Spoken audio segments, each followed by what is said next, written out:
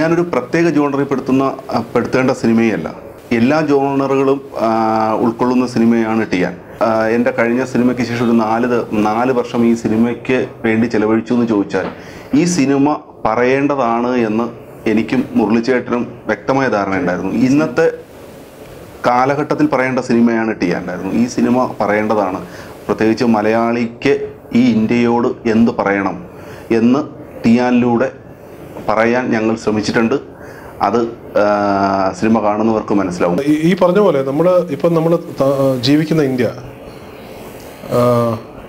ഇതിൽ ആർക്കാണ് ഈ രാജ്യം, അല്ലെങ്കിൽ ആരുടെയാണ് ഈ രാജ്യം എന്നൊക്കെ പറയുന്ന ഒരുപാട് സംഘടനകളും ഒരുപാട് ഐഡിയോളജീസും ഇപ്പോൾ ഉണ്ട്.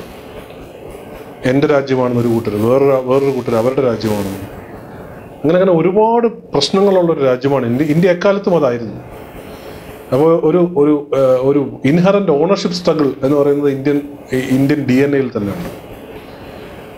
സത്യത്തിൽ എല്ലാ മതങ്ങളും എല്ലാ തത്വശാസ്ത്രങ്ങളും തമ്മിൽ വളരെ ഡീപ്പായിട്ടുള്ളൊരു ലെവലിൽ ഒരു കമ്മ്യൂണിക്കേഷനുണ്ട് ഇന്ത്യയിൽ. അത് ഇന്ത്യയിൽ മാത്രമേ ഉള്ളൂ.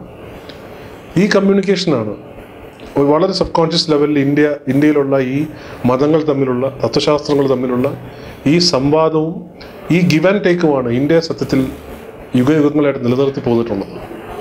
അപ്പോൾ ഇതിന് ഭയങ്കര ത്രെട്ടനിങ് ആയിട്ടുള്ള ഫോഴ്സസ് വന്നുകൊണ്ടിരിക്കുകയാണ് ഇന്ത്യയിൽ. എക്കാലത്തും ഉണ്ട്, ഇപ്പോഴും ഉണ്ട്.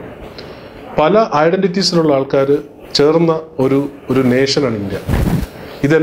ഇവരെല്ലാവരും ചേർന്നാലേ ഭാരതമാവും. അപ്പോൾ ഇവർ തമ്മിലുള്ള കോൺഫ്ലിക്ട്സ് ഒരു ഉപരിതലത്തിലുണ്ടെങ്കിലും ഡീപ്പായിട്ട് ഈ ഒരു സംവാദവും ഈ ഡയലോഗും ഇന്ത്യയിലുണ്ട്. ആരാണ് ഇതിൻ്റെ ഓണർ എന്നുള്ള, അല്ലെങ്കിൽ എല്ലാവരുമാണ് ഇതിൻ്റെ ഓണർഷിപ്പ്, ഒരുമിച്ചുള്ളതാണ്, കളക്റ്റീവ് ഓണർഷിപ്പ് ഉള്ള ഒരു രാജ്യമാണ് ഇന്ത്യ എന്നുള്ള ഒരു വിചാരത്തിൽ നിന്നാണ് ഈ സിനിമ വരുന്നത്. ഈ ടൈറ്റിലും അതുകൊണ്ടാണ് ഇട്ടിരിക്കുന്നത്.